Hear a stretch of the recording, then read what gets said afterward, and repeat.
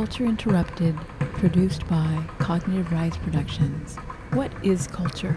How we observe and celebrate, how we care makes us a people upholding traditions built from our morals and experiences and values that we all have in common. Culture is how we share in the experience of life.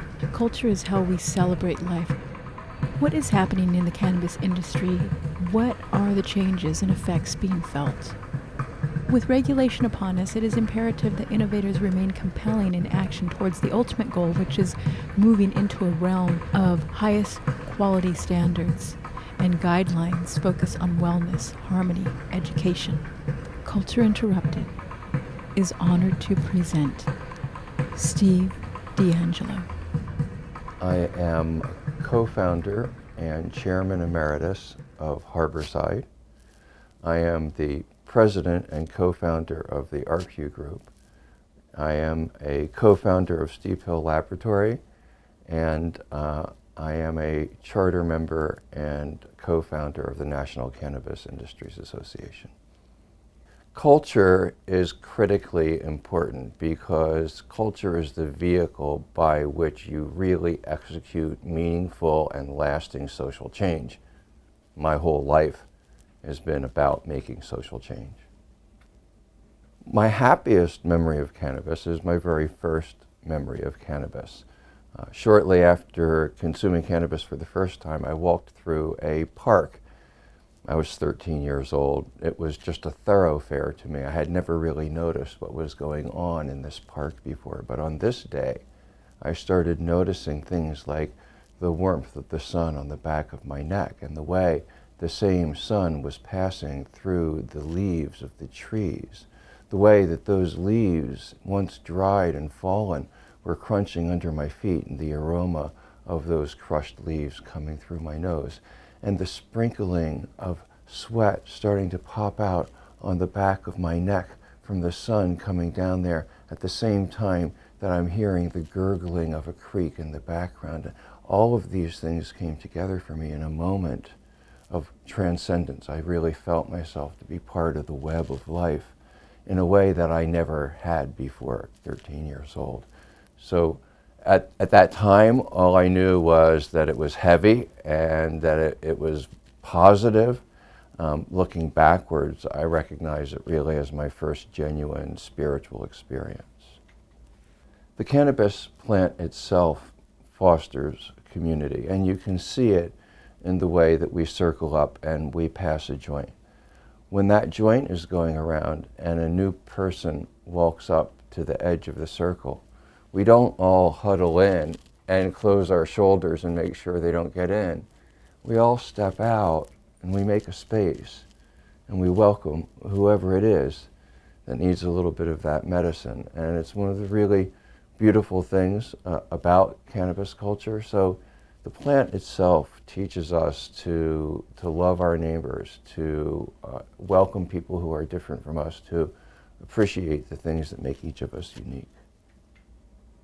The legacy cannabis culture that has grown up around this plant has a really important role to play today because so many people who have never experienced cannabis before are being introduced to it for the first time, and they need an explanation. They need a roadmap. You know, you can give somebody a pencil and a piece of paper, but if you've never taught them the art of writing, those tools aren't going to be very useful. Cannabis isn't quite the same way because the plant itself is so powerful, but I think that people who have spent time, years, decades, coming to understand the plant, spending time under the influence of the plant, learn things about it that you just need to spend time to learn. And that's what we call this legacy cannabis culture. So it has a really important role to play now. So today, authentic legacy cannabis culture, the kind of culture that's been built by people who fell in love with this plant decades ago and have spent their lifetimes dedicated to understanding it, has a really important role to play now, especially because millions and millions of people around the world who have never experienced cannabis are being introduced to it. And many, many people, a lot of the cannabis industry, today's cannabis industry, is being developed and is being managed by people who are really interested in money, not because they have any kind of close connection to the plant. So you have a whole population of people who need to be educated about the plant, but the companies, for the most part, who are going to be providing the products to them, don't understand the plant themselves. So this is where legacy cannabis culture comes in, and understanding cannabis not through a prohibitionist lens, right? We have all grown up in a culture that looked at cannabis through a prohibitionist lens, and even those of us who love the plant have kind of absorbed this, right? So one example of this is the way that stoner culture embraces the idea of getting high, of getting wasted, right? And there's nothing wrong with joy and ecstasy. That's a normal and desirable part of the human experience. But understanding joy and ecstasy, not as being stoned, not as being wasted, right? But as being part of wellness, being part of a full and a complete life. Not looking at cannabis as an intoxicant through this prohibitionist lens, but understanding it as a tool for better living through a holistic lens. You are listening to Culture Interrupted. You know, I believe that cannabis has the power to teach us some really valuable lessons. If we open our hearts and we open our minds and we listen for them and we take them seriously. And these lessons have been incorporated into cannabis culture. And they're things like understanding the value of nature and how much joy and meaning it can bring to life. Right? Understanding the importance of tolerance, of welcoming differences and celebrating differences amongst human beings. Right? Being generous, being kind, right? Having fun, right? Loving one another, caring about what happens in the world, and being open to the new, embracing change. These are all things that cannabis teaches us, and I hope that these values, that these lessons are incorporated into cannabis culture moving forward, just as they have been moving in from the past. I think that cannabis is this amazing plant that grows all over the world, that has been used by every single human culture, almost every single human culture, for millennia upon millennia. It has seen an infinite, almost, number of cultural expressions. People have passed it to the left, they've passed it to the right. They've smoked it in solitude, and they've smoked it in crowds. They've smoked it, they've rubbed it on their screen, they've put it in oil, they've dropped it over their head, they've bathed in it, they've put it in tents and breathed it in, and you know what? All of those ways are beautiful and joyous. And this is another one of the beautiful things about cannabis, is that different groups of people, different cultures, can have their own rituals and their own ways, and I honor each and every one of those. I became an advocate for cannabis because I fell in love with the plant and decided there was no way that it would not be a part of my life. I wasn't going to give it up. And at the same time, the idea of spending my life hiding because of a law that never should have been passed in the first place was unacceptable to me. The idea of doing that made me angry. And so making cannabis legal was a prerequisite for my own personal happiness, and I made it my mission. You are listening to Culture Interrupted. Prop 64 reminds me of this book that was written about Michelangelo called The Agony and the Ecstasy, right? The agony and the ecstasy of Prop 64. I have really, really mixed feelings about it. This has been a period of time that has ripped my heart down the middle. You know, on the one hand, to finally see this plant legal, to see every adult in the state of California be able to walk into a dispensary and get clean, tested, legal cannabis and not have to worry about getting arrested, to know that cops no longer have this convenient excuse to go after people who are black or brown or people who look weird like me. There's times when I even forget that it's happened. It's like I'll be sitting somewhere, I'll be like getting ready to smoke a joint or roll a joint or something, and I'll be hunching my shoulders and I'll be looking around and I'll go, dude, it's legal, chill, right? And so that's beautiful. It's a wonderful, wonderful thing. What's really hard is that the regulations that have been put into place are making it almost impossible for most of the legacy cannabis companies to stay in existence in the state of California. It is an extinction event for many of the people who were most responsible, who made the sacrifices to bring us to the place that we are today. And that is a tragedy, right? It's a tragedy. My feelings around Prop 64 haven't changed at all. I was always a proponent of Prop 64. I am still a proponent of Prop 64 today, despite the agony, the tragedy that I see that it's caused, because it's also created a lot of really, really wonderful things have happened as a result of Prop 64. And I knew, really from the day that I started on this mission decades ago, that if we made cannabis legal, then the mainstream business community was going to get involved in it. That's the trade-off.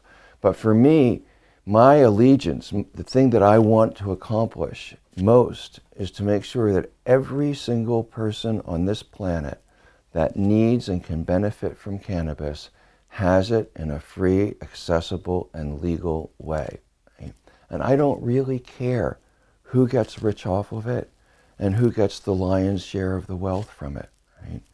And if I can convince global corporations to take this plant and use their influence and get laws changed and move this thing all around the world, then to me, that's a wonderful benefit. That's a triumph. It's not a defeat. If you had asked me before January 1st, how much of my decision-making was influenced by a dollar figure calculation, I would tell you very little. Right? We were living in a different world then. It was a nonprofit world. It was a world that did not have a lot of very sophisticated business competitors or very well-financed business competitors. And in that environment, myself and Harborside were able to thrive and not have to look that closely at the dollar consequences of the decisions that we made. It's very different today. Harborside, like every other company in the California market, has to watch every single penny we spend. We have to think very carefully about every dollar because we're living in a hyper-competitive for-profit market today. And legacy cannabis companies that don't learn how to survive in this new environment are going to be eaten for lunch. Harborside holds licenses all across the supply chain. A few years ago, I recognized that when regulations came into play that there would be a lot of disruption. I didn't know what those regulations would look like, so I didn't know what kind of disruption there would be. But I knew that if I occupied a position across the entire supply chain, from cultivation all the way through to retail, that no matter where the pressure came, I would be able to calibrate. So in this recent period where there's been this shortage of clean, pesticide-free cannabis for the legal market, our own farm, Harborside Farms, has been able to fill that gap, and we've had a very nice selection throughout this whole shortage period. The process of getting the licenses that we got, just the process of applying for them in a way that gave us confidence that they would be granted, was very time-consuming. It required a lot of outside legal help. It was expensive. It was a challenge in itself.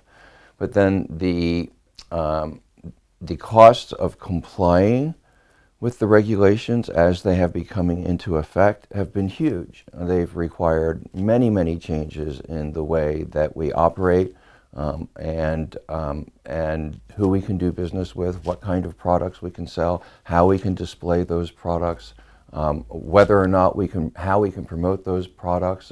We used to give products away for free when we did promotions. We're not allowed to do that anymore. It's totally not allowed. We've had to adjust to the tax burden. There's this very high tax burden on the legal cannabis market right now, and that's forced us to really think about what kind of products we have, where we get them, what we pay for them, and make sure that we have affordable options for our now we used to call them patients, and now we call them clients. You are listening to Culture Interrupted. So most legacy cannabis companies are finding themselves short on some of the skill sets and the financial resources that they need to negotiate this new reality, because in the world that we grew up in, we didn't have an opportunity to develop some of the skills that are really critical today. Finance. Well, in the world that we grew up in, the federal government was still raiding us and prosecuting us and locking us up. And if you kept financial records, that could be evidence to put you in prison. So we didn't become very adept with keeping financial records, right? Compliance. Well, there weren't any regulations for us to comply with. So we didn't have compliance departments, right? It was only until now that we had regulations. So there are skill sets that legacy cannabis companies have not had the opportunity to develop that are really important moving into the future. And neither have we had an opportunity to really interact with the investor class, because until very recently, most investors would turn around and run the other way if they saw somebody who was selling weed, not embrace them as an opportunity. Now that's changed. And what we see on the other hand now is new cannabis companies coming in. They have all of the skill sets they need to survive in the mainstream business place. They can raise lots of money, but what they miss is the legacy cannabis expertise, the understanding of the plant, the understanding of why people really consume cannabis and what the trends and what the preferences are, right? So this is why, the suits and the OGs, we're each half of what's needed to really optimize this plant and bring it to the world. We're not going to do it without the suits and the corporations, but if the legacy cannabis culture isn't incorporated into that process, the world's going to be way poorer for it. Several years ago, as the legal cannabis industry started forming, and the conferences that I was addressing started growing from dozens of people to hundreds of people to thousands of people. And I would look out from the podium and I would see mostly people who looked like me, my race, my age, my gender. And that was troubling. That was troubling to me. It was troubling to a few other people in the industry. And we began within the industry to call for a welcome embrace of people who were different. To build diversity into the industry. A, because it was the right thing to do, and B, because we know that diversity makes us stronger and we needed to be strong. That vibration within the industry has now been picked up by a lot of different states, a lot of different cities. Oakland was the first one to do it. We're now seeing the same thing being implemented in Los Angeles. Even on the East Coast, in Massachusetts, they have an equity program. Now, the Massachusetts equity program is very interesting to me, because I went to Massachusetts 5 years ago and was granted a provisional license by the Department of Public Health in Massachusetts, and found a lovely property in downtown Boston that would have made for a wonderful Harborside dispensary, and was never allowed to exercise that license and open that dispensary because I am a convicted cannabis felon. So because of my felony conviction, our company was not allowed to open that dispensary. Now, 5 years later, kind of a bittersweet thing for me, the Massachusetts licensing authorities are giving priority to people who have prior cannabis felony convictions. So I think that the equity programs, for us not to have equity programs as we grow this industry, would be to pile injustice upon injustice. The original animating purpose of the cannabis laws in the United States were for purposes of racial control. Right? The disparity, the racial disparity in cannabis enforcement and cannabis arrest is not an accident. It is not an unintended consequence of the drug war. Right? It was the animating purpose. It was the reason that laws were passed against cannabis in the very first place. So for us not to address that wrong, if people of color and people who have been arrested for these laws are not made a part of the industry, then we haven't done our job. We haven't succeeded yet until that happens. You are listening to Culture Interrupted. The market 5 years out.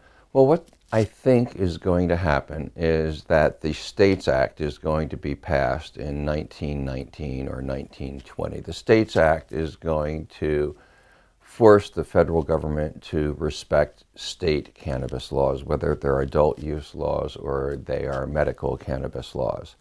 I think the same time that happens, the federal government is going to reschedule cannabis from Schedule 1 to Schedule 2. The reason for that is that the pharmaceutical industry is going to demand that it happens because the potential upside in cannabis pharmaceuticals is so large that they would not want to be left out of the action. So we're going to see a divergence. We're going to see a big shift of medical cannabis into pharmaceutical companies, into general practitioners' offices, into being dispensed by pharmacies. I think that you're going to see a much, much larger, what I call wellness market for cannabis. Think about the difference between a prescription drug and going into the GNC and getting an herb or a supplement. I think that most of the cannabis market is going to look more like that because we really know that we can make beautiful whole plant medicines and cannabis preparations that are perfectly adequate for most people. We're going to see the development of a whole new range of product formats. So one of the things that's happening now is the development of rapid onset cannabis beverages.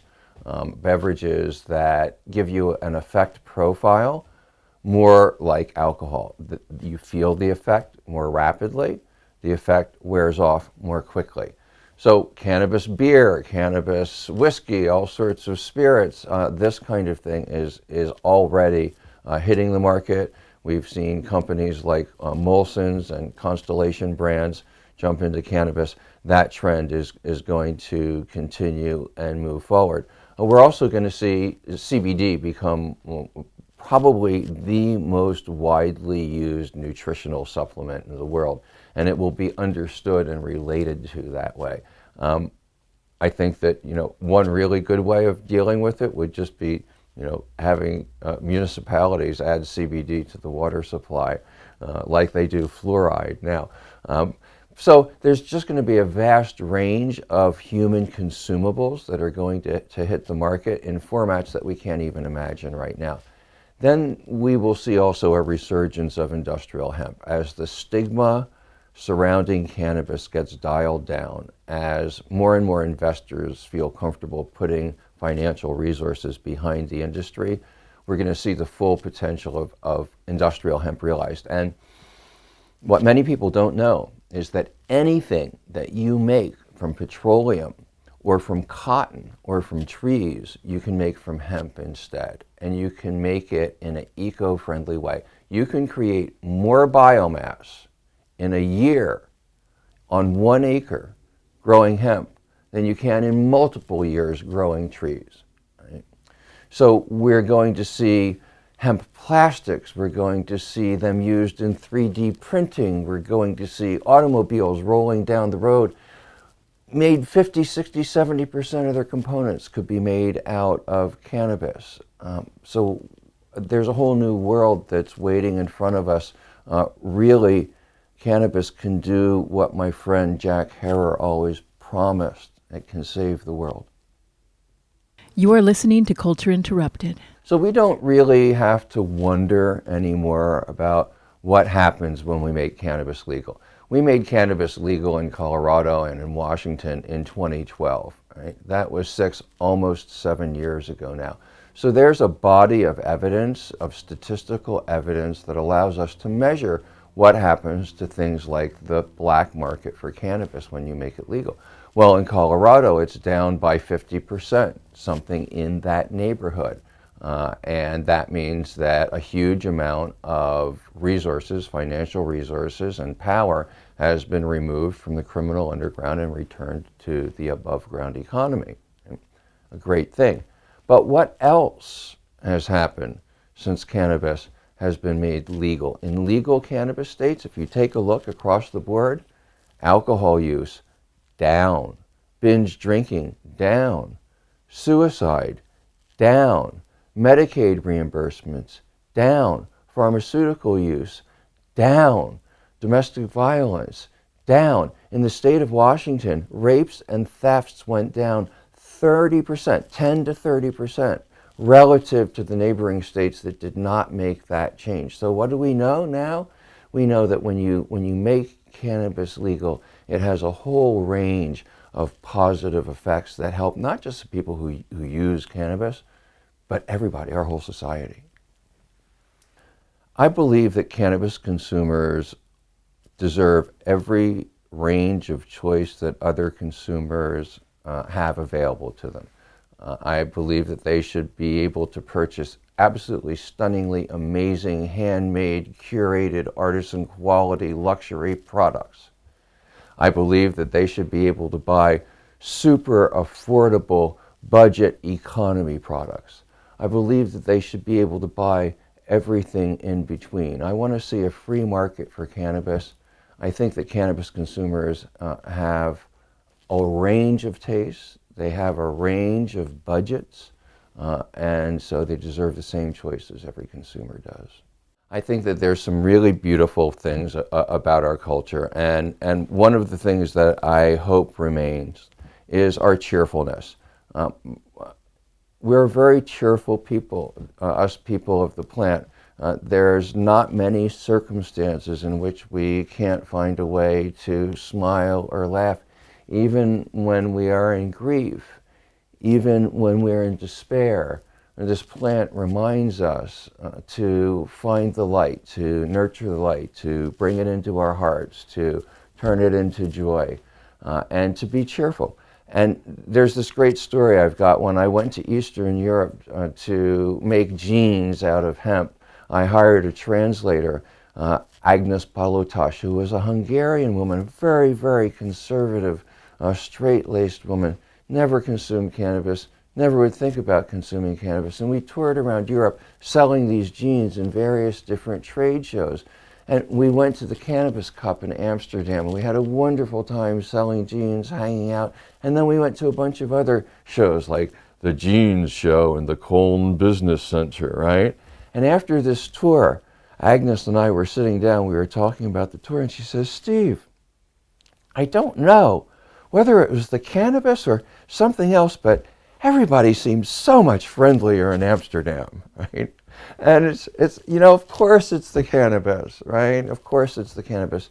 So may that spirit of cheerfulness and joy and generosity always animate us. It's one of the many things that make us so beautiful. What I would like to see dissolve in cannabis culture is the prohibitionist lens that many of us still look at our use through. I call it lingering stoner shame, right? Because we've grown up in this place where we saw all these sizzling egg commercials and Dare, and we were told all of these lies for so long, there's people who love cannabis, who know cannabis, who use it every day, who are still sometimes really tortured by their use. They have this conflict inside them. And I remember one example of this beautiful, beautiful guy. He was a devout Christian, a born-again Christian, right? Goes to church every single day of the week. And before he went to church, he liked to take one toke on a pipe of cannabis to open his heart and his spirit before he goes into church. But the church and the preacher were not groovy with cannabis, right? They were really down on cannabis. And so I was with him, and he was really tortured, and he didn't know what to do, because he knew that the cannabis helped him, but he also felt guilty about using it. And I just laid a little bit of history on him and talked about how different schools of religion for thousands of years, right, from the Hindus to the Muslims to Hebrews to early Christians, have used cannabis as a sacrament, and that's one of its most ancient purposes. And once I laid that history on him and told him about it, and he could look at it through this different kind of a lens, it was like this huge weight became lifted off of his shoulders, right? So I'd like to see that lingering stoner shame taken off of everybody's back. You are listening to Culture Interrupted.